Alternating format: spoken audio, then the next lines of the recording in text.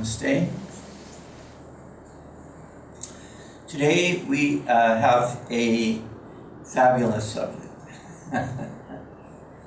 It is what is the value of living in spiritual community? Why would we want to do it? What purpose does it have? And then we can evaluate what it might do for us. And in order to get the subject going, I would like to refer to Swami Kriyananda and Nayaswami Asha. She has a few interesting words to say on the subject. So we'll have a look at that. Master, as you know, had a great fervor for this ideal of communities. He spoke with great power about it all through his life, and I am very glad and honored to have been the instrument through which this was accomplished.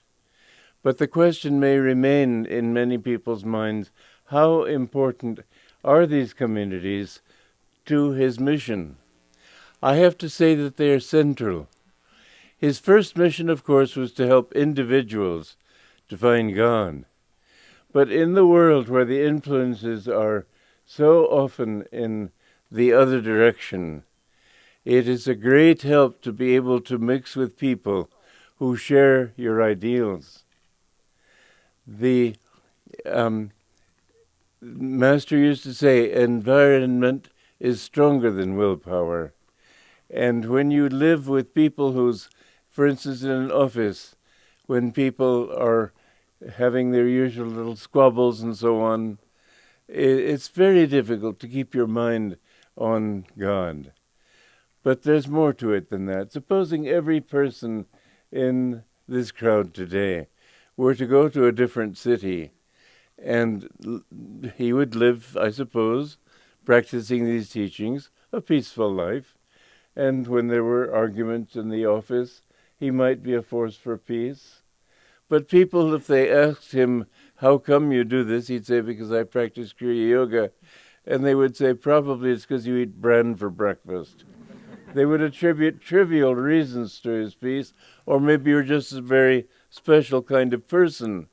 But they wouldn't be able to understand clearly that it's what he's doing that makes him that way. Somebody many years ago said to me, you have some wonderful people here. I said that if you say that, seeing one or two people, you can say they're wonderful people. When you see everybody like that, you have to say it's what they're doing.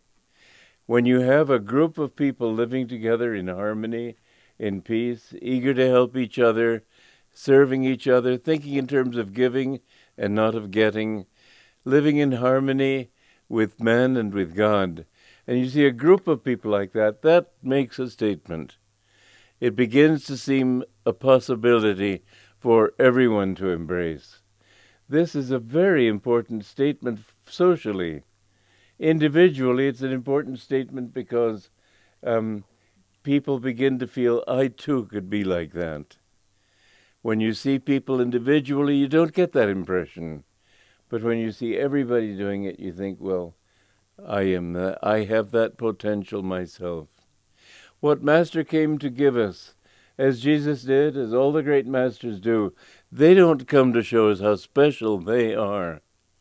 They come to show us our own potential.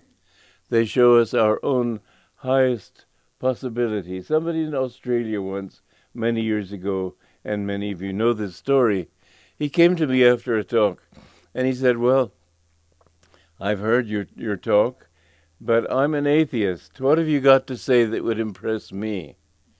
How could you define God in a way that I could respect it? And I said, why don't you think of God as the highest potential you could imagine for yourself?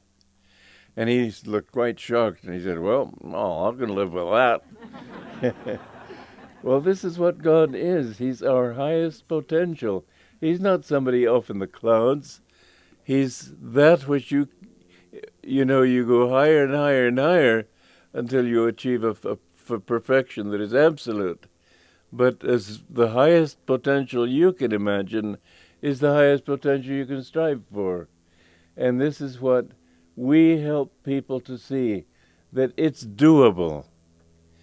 But communities are a very important thing, and Master said that they would become a vital element in the new society in Dwapara Yuga. When you see other people, we all have the same ideals. We don't have rules that say you must do this or you must be that. We say that this is what will make you happy. It's up to you. If you want happiness, then you will do this. Some people are better at it than others. And as a result, we find that some people are rather bad at some of these qualities. Some people, for example, come and think, what's in it for me? How high can I rise in the leadership ladder? I. Well, we have seen this is now our 42nd year that we've been around. That's a long time. Enough time to say that we know what we're doing.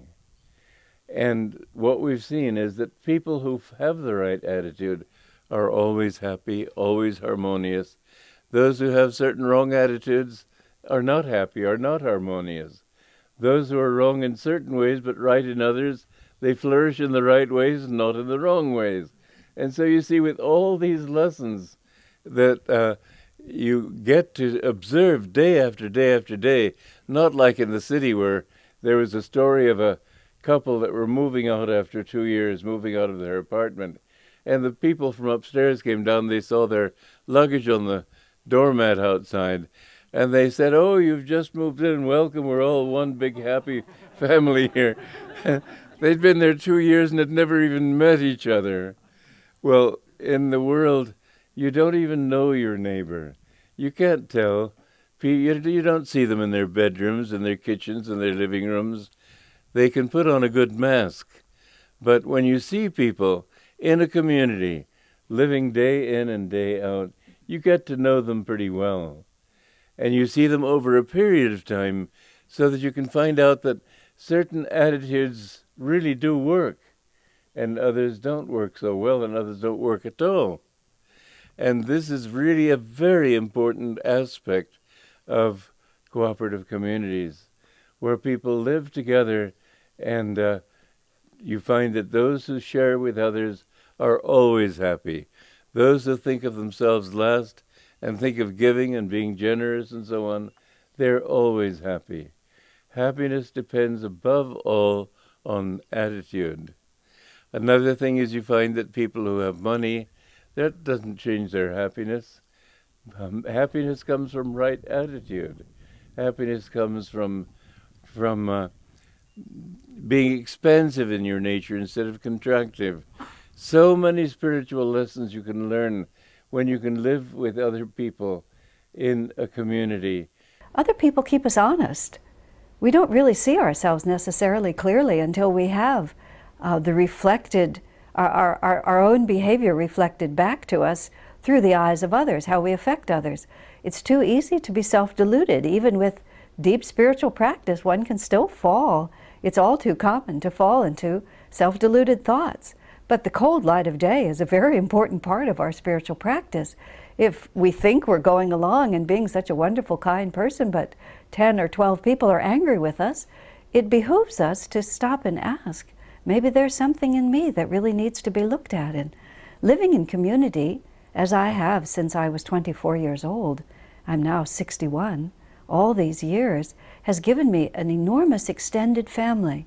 Now, the difference, though, between the extended family that I've lived in and a family that you might be born into, besides the sheer size and the international quality of it, is the fact that there's a shared understanding about the purpose of life. In my life, I have many friends with whom I can discuss on really deep levels the things that are the most meaningful to me. And I have friends who I can deeply rely upon to give me very honest feedback. And feedback in a way that is genuinely beneficial to my spiritual growth, that can be direct and frank, but sensitive also to my own sensitivities. On one hand, you might say I have a marriage with hundreds of people, which for some people might appear to be kind of a living nightmare. But the benefit of that is that you have the benefit of close proximity, deep love, people with whom you have gone through many, many, many experiences over decades. You know birth, life, and death, and all the challenges in between, in a shared understanding of the deeper purpose behind it. I really think that living in community is the only way to live. I can't imagine how people get along when they're essentially all by themselves. It seems like such a lonely way to live. Loneliness is the great curse of our American society, and community, intentional community based around high ideals, is really the answer. With kindness, with love, with a divine purpose behind it, it's really, I can say, the only way to live. At the end of Swamiji's section, the way that he ended and the way that Asha began was perfect. It was, she answered his last thought. And in spiritual community, when you realize that there's a group of people who have a common understanding about how life works, they can finish each other's sentences. And the thing is, when you live in that environment, you experience something that the average person in life does not experience, which, many things I should say, but one of the,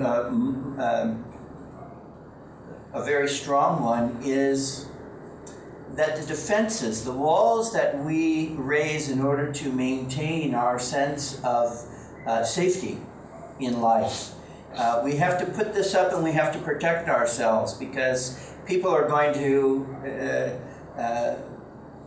hurt you in some way, in the many variety of ways that they can take advantage of you. And in a spiritual community, when you begin to live in it, it's a little surprising because you don't have to put the wall up. And you see many people come to the retreats and to the community, and they come with their walls up. Are you guys fake? Are you guys going to take advantage of me? Or just the armor that people wear to protect themselves in society, and then they're going, well, wait a minute, they don't have their armor up, and depending on the person, it'll take a certain amount of time for them to go, just getting that fence down is huge. It's huge because we have been trained to keep it up, and we think that we require it. And this is the way life is in so many ways. So many things that we think that we require, when in fact, very few of them do we actually need. People live in constant fear, particularly here. It's true in America, but here in India, they're really afraid of getting fired. They're really afraid of losing their job, because if I lose my job, death is just around the corner somehow. But that isn't true. It's simply not true. There are millions of people in India living without jobs. But then you think, well, I'm alone, no one will care. But that isn't true. In your earthly family, you have a certain number of people who care.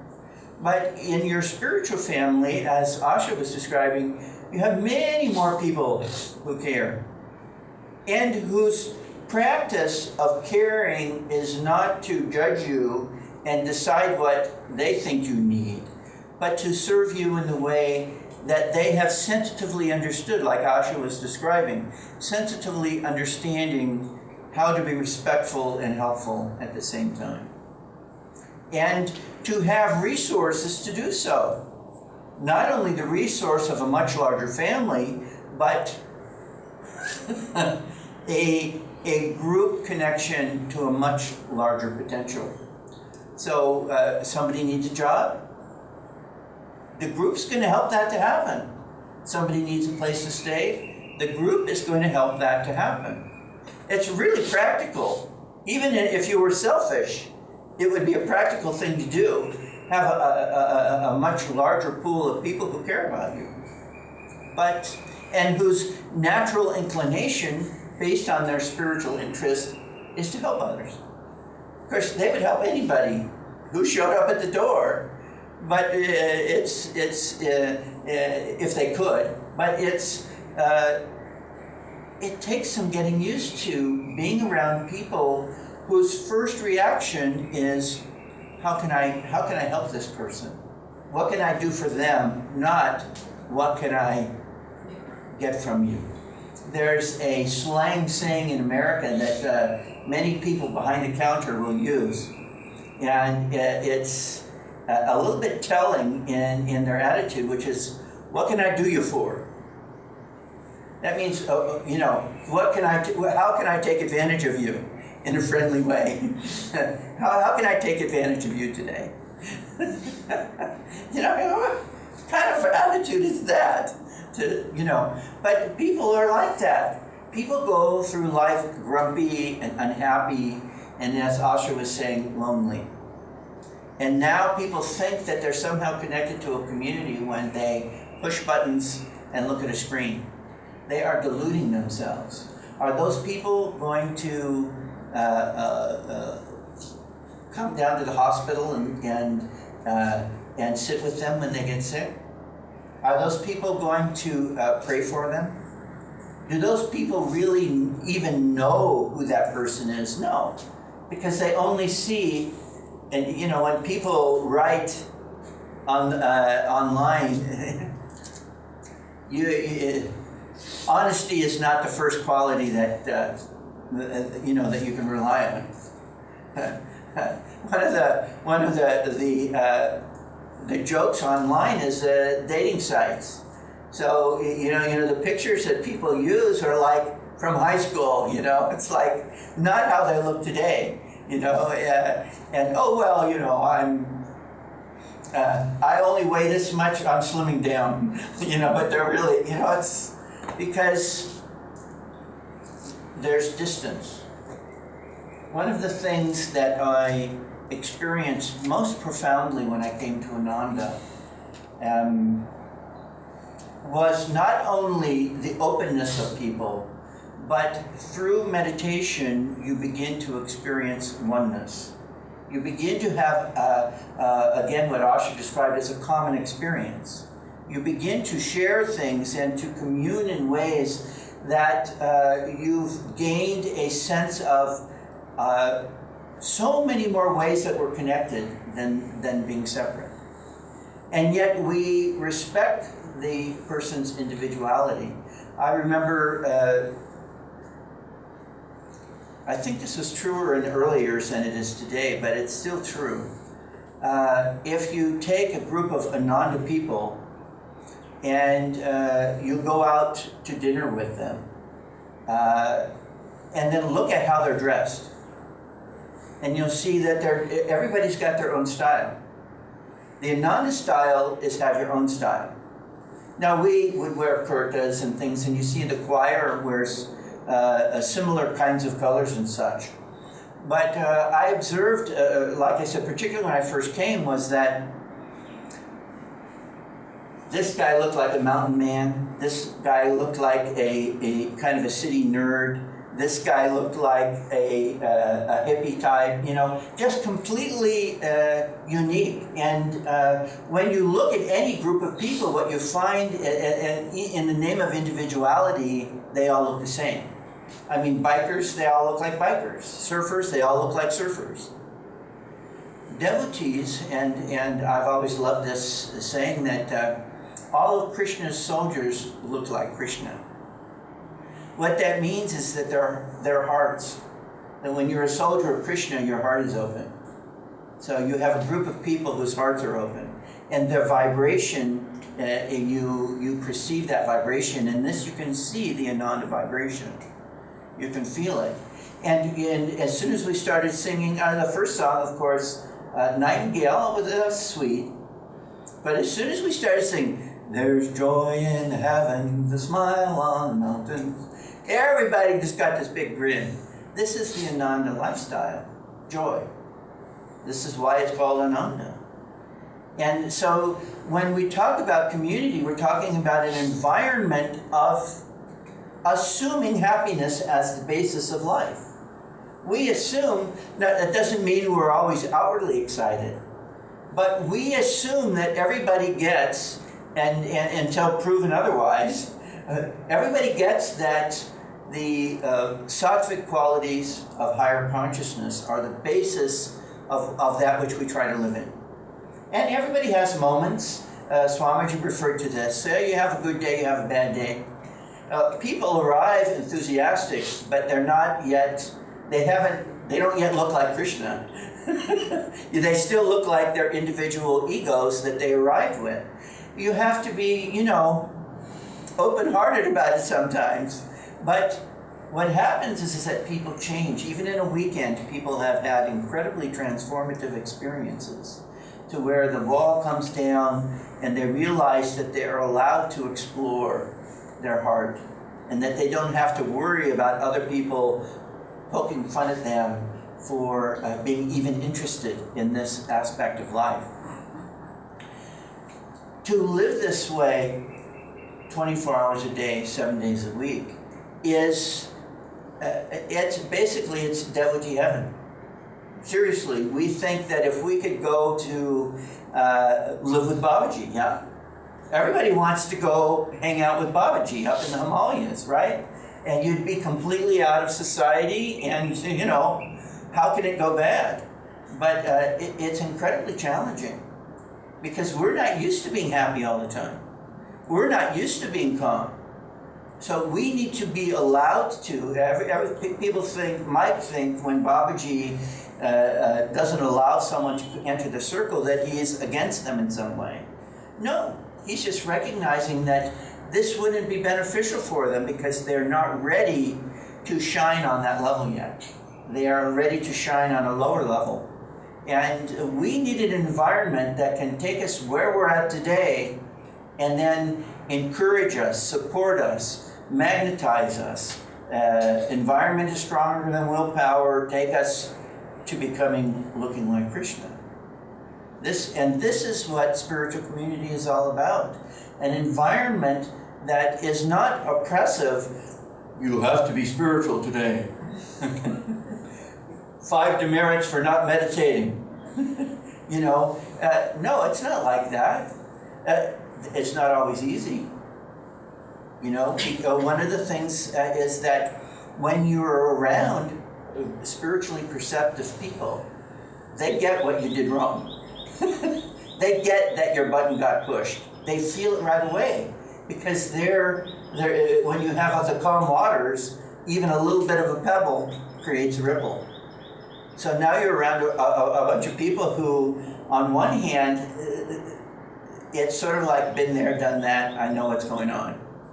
But then it's also, and because I've been there and done that, I appreciate it, I got it, it's okay.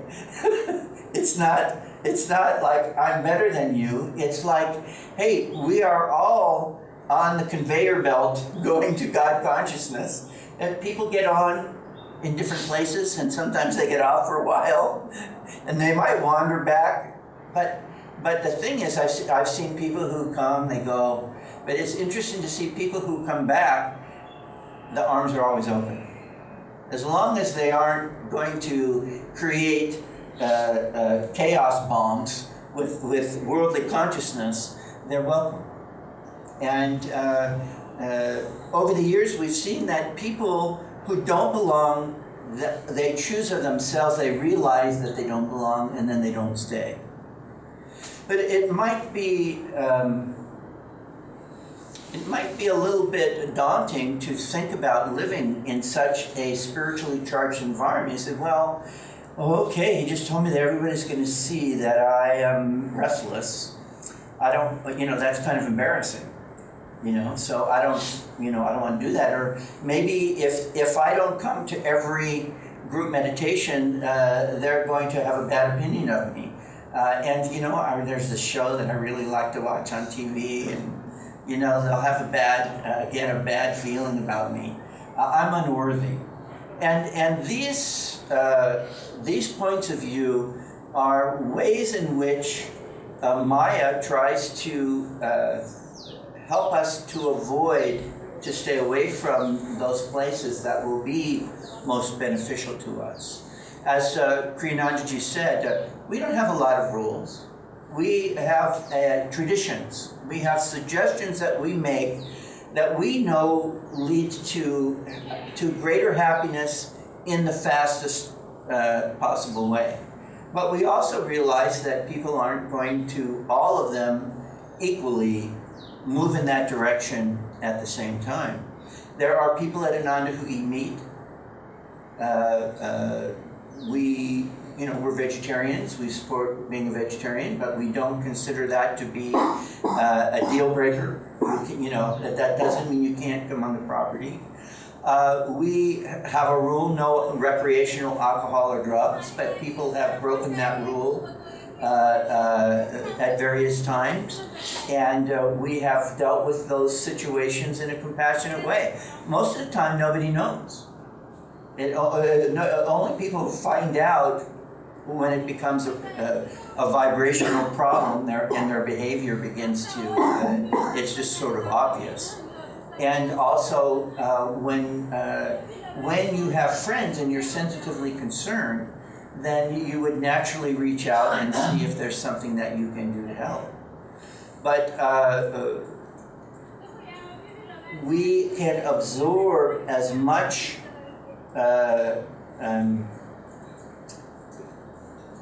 growth factor as we can as a group. And we can absorb quite a bit, but there is sometimes a point at which we would say, look, this is too disturbing, it's pulling down the whole group. And then we would intercede in a way that we would hope that would be helpful for this person.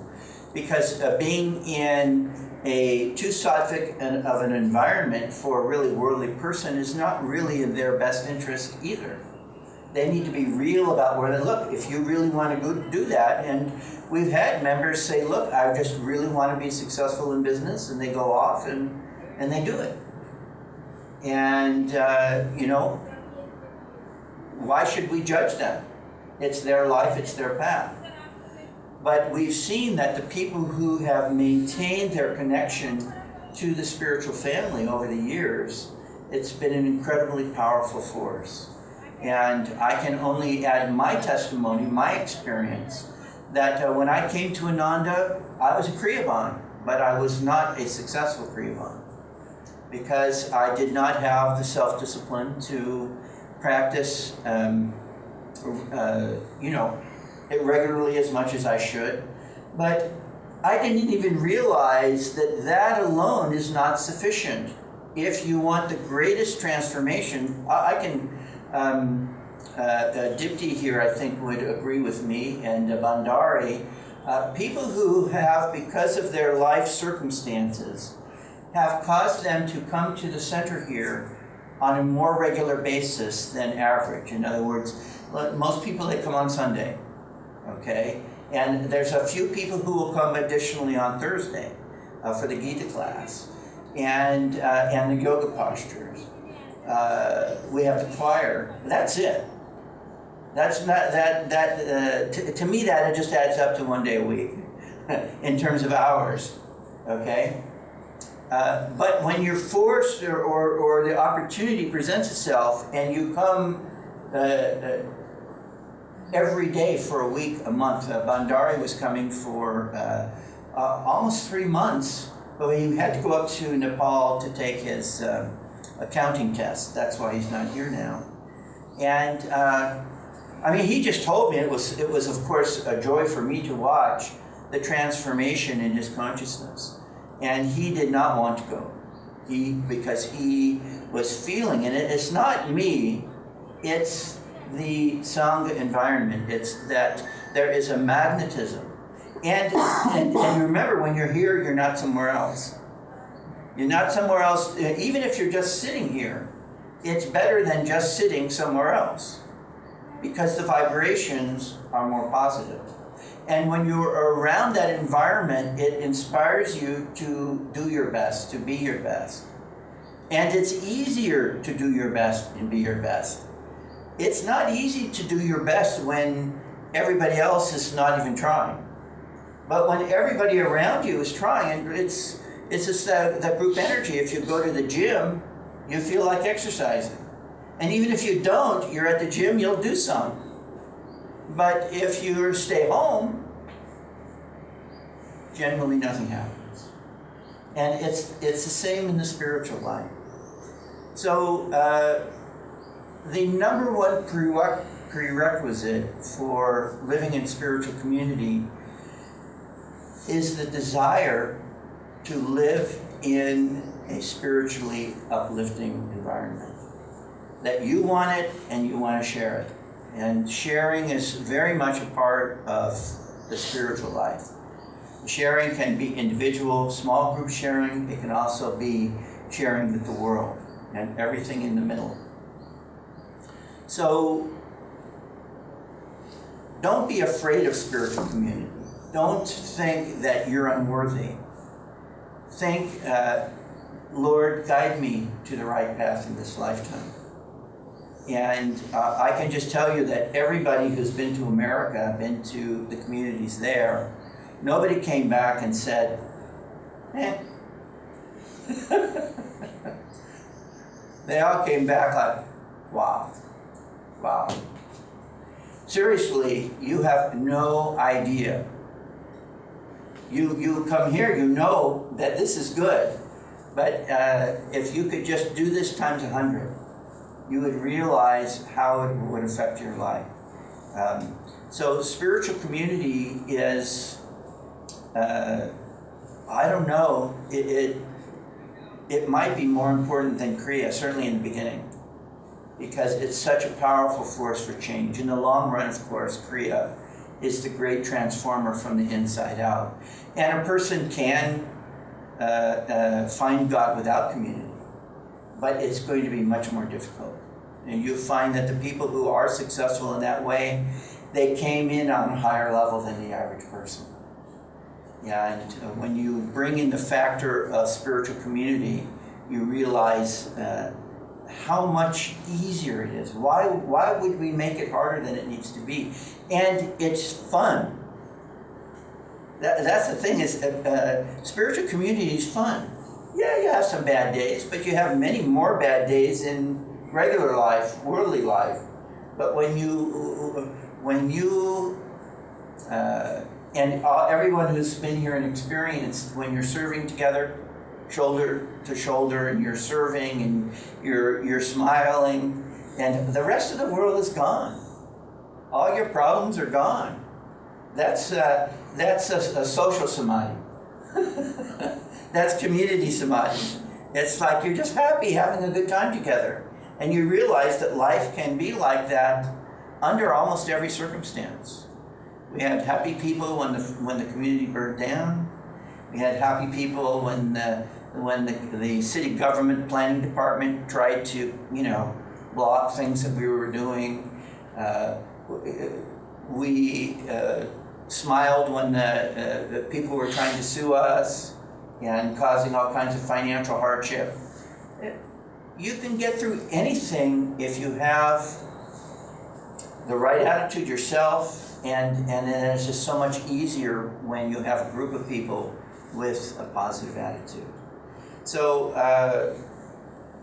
in the end, as Asha said, I just have to say I agree. I can't imagine people not wanting to live in spiritual community.